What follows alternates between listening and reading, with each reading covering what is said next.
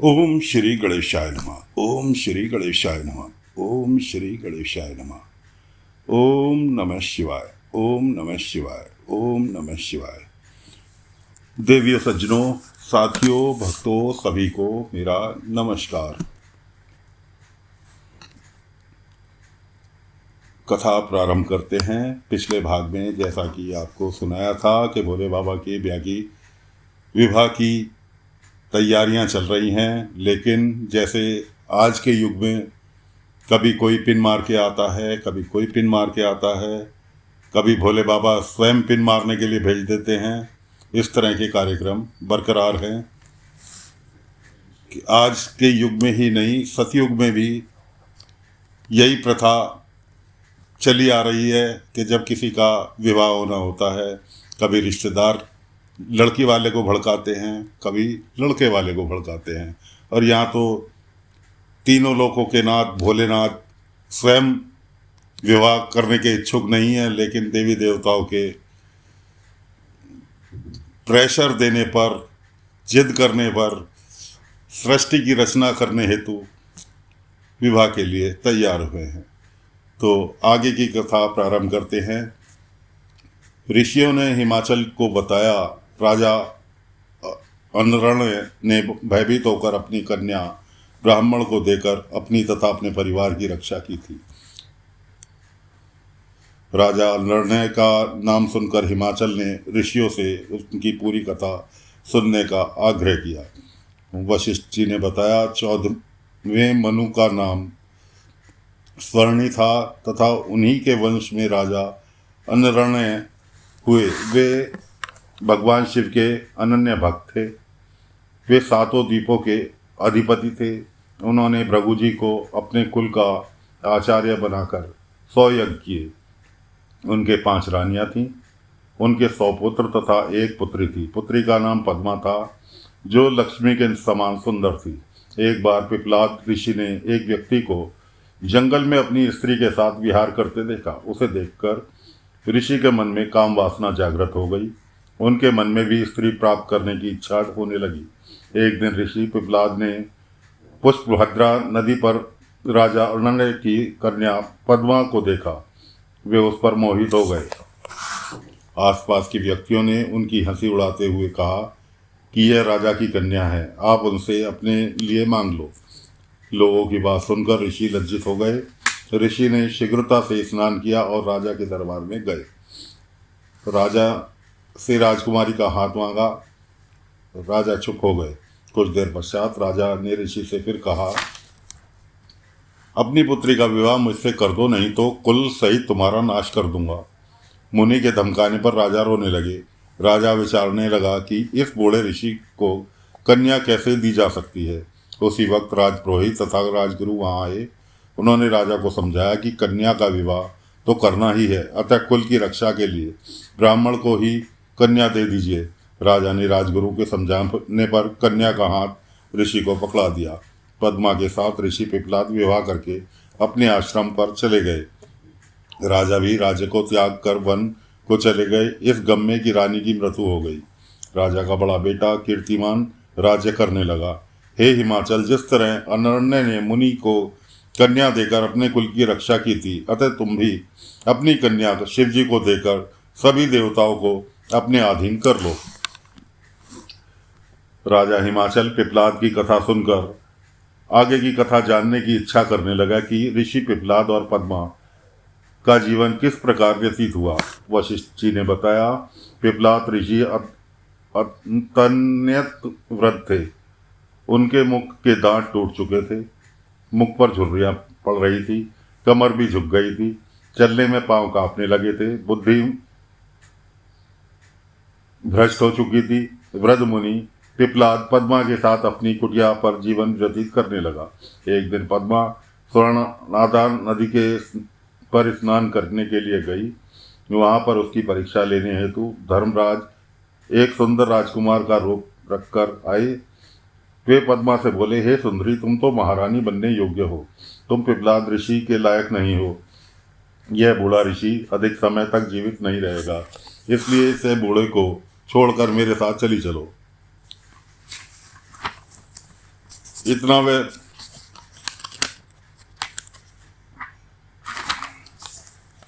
वे पद्मा का हाथ पकड़कर आगे बढ़ा। पद्मा क्रोध से भरकर उससे बोली, हे पापी दुष्ट राजकुमार, तुम हटो, तुम कामांध हो गए हो। मैं एक पतिव्रता नारी हूँ। तू यदि मुझे बुरी दृष्टि से देखेगा तो नष्ट हो जाएगा। पद्मा के श्राप को सुनकर धर्मराज अपनी असली रूप में प्रकट होकर बोले, मैं तो तुम्हारी परीक्षा लेने आया था। मैं तो हमेशा पर स्त्रियों को अपनी माता समझता हूँ। अब आपने मुझे श्राप दे दिया, अब मेरा क्या होगा। इस पर पद्मा बोली, हे धर्मराज, आपने ऐसा क्यों किया। मेरा श्राप असत्य नहीं हो सकता, क्योंकि पतिव्रता नारी का श्राप कभी झूठा नहीं होता, चाहे आकाश, तारे, वायु, पृथ्वी आदि नष्ट हो जाएं। अस्तु धर्म, तुम 4 पद वाले बनोगे। सतयुग में 4, त्रेता में 3 और द्वापर में 2 पद रहेंगे। कलयुग में तुम्हारा एक भी पद नहीं होगा। कलयुग के पश्चात फिर से सतयुग आने पर तुम्हारे 4 पद हो जाएंगे। यह सुनकर धर्मराज प्रसन्न हो गए और पद्मा से कहा, हे पतिव्रता पद्मा, तुम धन्य हो, तुम्हारा अपने पति के चरणों में प्रेम हमेशा बना रहे। अब मेरे आशीर्वाद से तुम्हारा पति यौवन को प्राप्त करेगा और उसका यह यौवन स्थिर रहेगा। वे मार्कंडे ऋषि की तरह दीर्घ आयु वाले बनेंगे। तुम्हें अपने पति से 10 पुत्र प्राप्त होंगे। इस प्रकार पद्मा को आशीर्वाद देकर धर्म चले गए। घर जाकर पद्मा ने अपने पति को युवक के रूप में पाया और बहुत वर्षों तक सुख प्राप्त कर 10 पुत्रों को जन्म दिया। इस कथा को सुनकर हिमाचल सप्त ऋषियों से बोले, हे ऋषियों, अब मेरे मन का संदेह समाप्त हो गया है। मेरी प्रत्येक वस्तु, धन संपत्ति, स्त्री, पुत्र, कन्या एवं मेरा शरीर सब कुछ शिव जी के चरणों में अर्पित है। अब मैं पार्वती का विवाह शिव जी के साथ करने को तैयार हूँ। यह मेरा दृढ़ संकल्प है। तब सप्तऋषि आनंदमय होकर पार्वती तथा हिमाचल को आशीर्वाद प्रदान कर अरुणधि के साथ भगवान शंकर के पास कैलाश पर लौट आए। शिव जी को उन्होंने समस्त समाचारों से अवगत कराया तथा उनसे कहा, आप विवाह की तैयारी करें और इस विवाह में समस्त देवताओं को निमंत्रण भेजें। सप्तऋषियों के चले जाने के पश्चात हिमाचल ने गर्ग मुनि से लगन पत्रिका लिखवाकर भगवान शंकर के यहाँ भिजवाई। भगवान शंकर ने लगन पत्रिका बनाने वाले पुरोहित का उचित आदर सत्कार किया। इसके पश्चात हिमाचल ने विवाह की सामग्री एकत्र की और मंदराचल, चित्रकूट, त्रिकूट, विंध्यांचल, अस्तांचल, उद्यांचल, श्रीगिरी, वैकुंठ आदि पर्वत तथा गंगा आदि सभी नदियों हिमाचल के यहाँ निमंत्रित होकर उपस्थित हुई। हिमाचल ने उनका आदर सत्कार करके उन्हें उचित स्थानों पर ठहराया। इसके पश्चात हिमाचल ने विश्वकर्मा को बुलाकर आगंतुकों को ठहरने के लिए भवन बनवाए। विश्वकर्मा ने विवाह मंडप की अनोखी रचना की। विवाह मंडप 10,000 भोजन लंबा चौड़ा था, जो 40,000 कोस तक फैला हुआ था। उस मंडप में विश्वकर्मा ने तरह तरह के स्थावर, जगम, पुष्प, स्त्री, पुरुष, विष्णु, इंद्र, नंदीश्वर, लक्ष्मी आदि मूर्तियां बनाई, जो रत्नों से जड़ित स्वर्ण से बनाई गई थी। वहां जल में थल और थल में जल की भांति होती थी। उन्हें देखकर दर्शकों का मन प्रफुल्लित हो जाता था। कैलाश पर भगवान शंकर ने लगन पत्रिका के अनुसार रीति रिवाज करके नारद जी को बुलाकर कहा, हे नारद, तुम मेरी ओर से ब्रह्मा, विष्णु और देवता, मुनियों, सिद्धों, ऋषियों और गंधर्वों आदि को विवाह के लिए निमंत्रण स्वयं देकर आओ और उनसे कहना कि वे सब अपने अपने वाहनों पर परिवार सहित विवाह उत्सव में शामिल हों। निमंत्रण पाने के बाद ब्रह्मा, विष्णु, देवता आदि सभी व्यक्ति अपने वाहनों पर सवार होकर कैलाश पहुंच गए। इसके बाद लोकाचार रीतियां की गईं तथा शिव जी का श्रृंगार किया गया। उनके तीसरे नेत्र ने मुकुट का कार्य किया, चंद्रमा का तिलक धारण किया, कंठ में पड़े सर्पों के फनों को ऊंचा उठाकर कानों में कुंडल का कार्य किया, शरीर पर भस्म लगाई गई, बाघंबर और मृग चर्म को वस्त्रों की तरह धारण किया। इसके पश्चात विष्णु जी ने कहा, आप घ्रयोसना विधि से विवाह करें, जिससे आगे भी लोक में इसी विधि का अनुसरण हो सके। शिव जी ने ऐसा किया। इसके पश्चात ब्राह्मणों ने स्वैच्छिक वाचन किया तथा मांगलिक कार्य करके शिव जी ने ब्राह्मण को नमस्कार किया और बारात को सजाकर प्रस्थान किया। महादेव जी ने अपने नंदीश्वर इत्यादि गणों को चलने की आज्ञा दी और कुछ के वहाँ रक्षा के लिए ठहरा दिया। उस समय गणों के स्वामी असंख्य गणों को साथ लेकर चले। कटाक्ष के साथ 10 करोड़ और विकृत के साथ 8 करोड़ तथा विरंभ के साथ भी 8 करोड़ गण चले। विष्णु भगवान अपने वाहन गरुड़ पर चढ़कर बारात के मध्य में चलने लगे। ब्रह्मा जी भी वेद पुराण आदि धारण कर सनक तथा प्रजापतियों के साथ चलने लगे। शिव जी के साथ चंडी देवी, उनकी बहन बनक सिर पर स्वर्ण का कलश लेकर अपने परिवार के साथ चलने लगी। वह भी विलक्षण चरित्र करती हुई सब गणों के आगे करके चलने लगी। भगवान शंकर ने विष्णु जी की सलाह पर नारद जी को हिमाचल के पास भेजा। नारद जी ने हिमाचल के यहाँ पहुँचकर विश्वकर्मा द्वारा निर्मित मंडप को देखा। उसे देखकर नारद जी अपनी सुध बुद्ध खो बैठे।